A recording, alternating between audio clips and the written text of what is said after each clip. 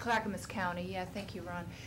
They did realize savings, and in fact, council, when they approved it, they did a pilot for 1 year, and there was a couple of gals out of Portland State University, I think, that did a whole bunch of analysis. In fact, I heard them at a seminar I went to, and they've offered to come here if that's the route we want to go, and again, make sure we measure and we quantify those savings. But they did realize them in transportation costs, I believe, as well as energy savings.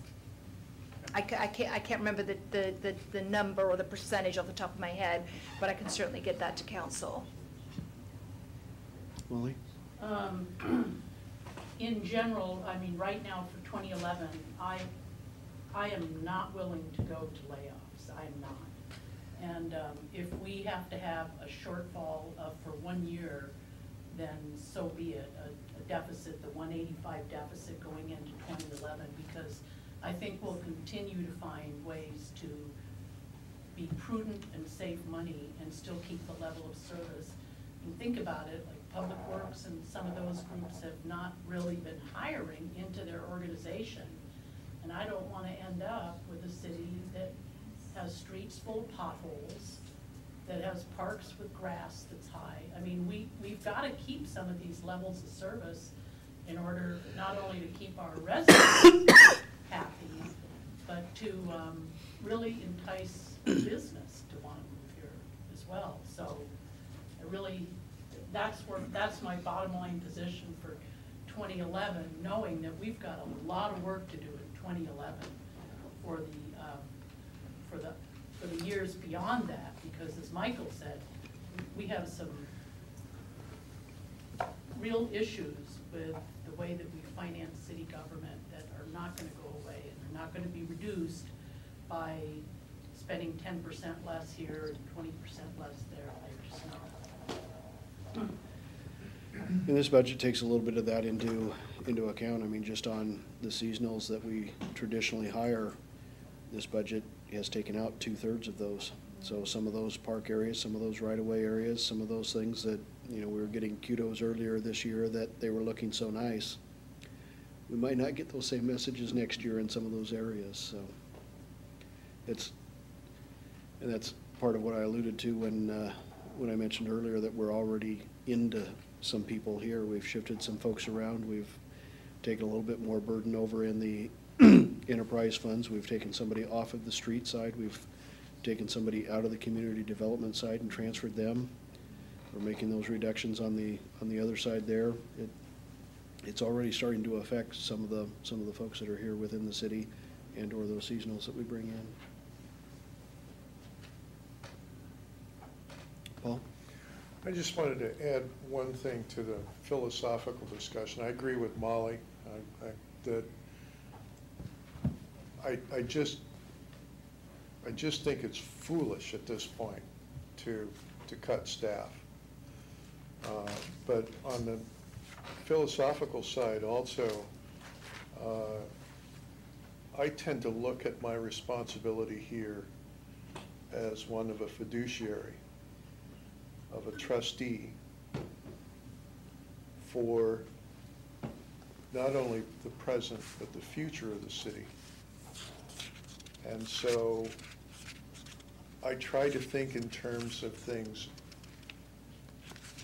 The phrase that I like to use is to pass on to those who follow, not only not less, but more than was given to us. And I'm concerned that by taking a very short-term view about 2011 and saying we have to cut it off here, that we're failing to do that we're failing our future. I would disagree with you, Paul. I think well, could I finish my? Not balancing a budget. Could I finish, please? I'm sorry. And so the only point that I want to make here is that the position of a trustee or of a fiduciary, especially when you're thinking about being a trustee for what is a perpetuity, which a municipal corporation is that you really need to take a long view. And that long view certainly includes the idea that you cannot come off the tracks and crash anytime along the way. That, you have to keep the city functioning, but you also have to keep in mind that it needs to function in the future as well. That's all. Jen, let's have you get, let's switch back to going into the slide since we're not even halfway through what we have. But, Can we take 5? yeah. 8:05, we'll be back this way at 8:05.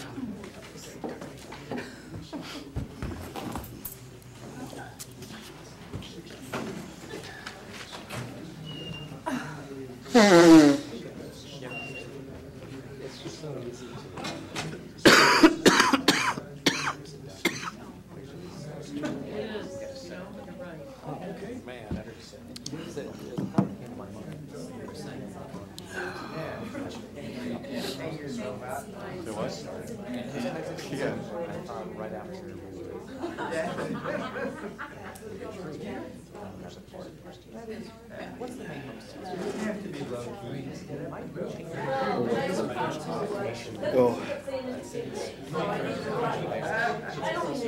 I think from here up, I feel like I'm dying. I think it's cold. That's the way it came on anyway. Yeah. I loaded up before we got here. A lot.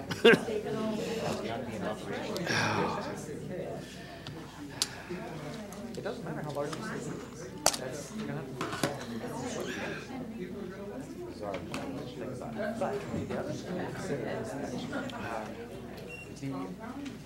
if those same structural drivers are present to us and us, instead of as forest, then we should go and setting up any policies that attract businesses for the hope that if we increase businesses here, then somehow that's going to raise revenue without incurring more expenses for us, and then our problems are solved. So that'll be our election cost. I think we'd be kind of short-sighted about that. Hey, Chris. Hey, Chris. It's a good concept. How's it Yeah. going? I just want to, Are they really? reason, yeah, I see, I totally understand what you're saying. I guess I look at Take watch. economic development in that way that it reduces our load on Yeah, it's, property tax and general residents. It's not going to eliminate Are they that. How about that, Sean? see, then you think, well, we looked at the cities that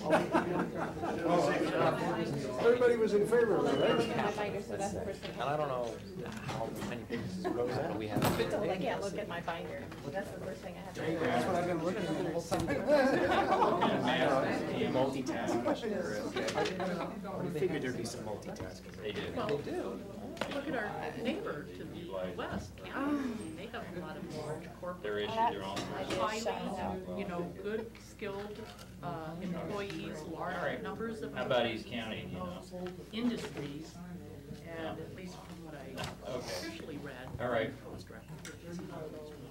Well, no, But they've they got, have, you know. don't they have FBA?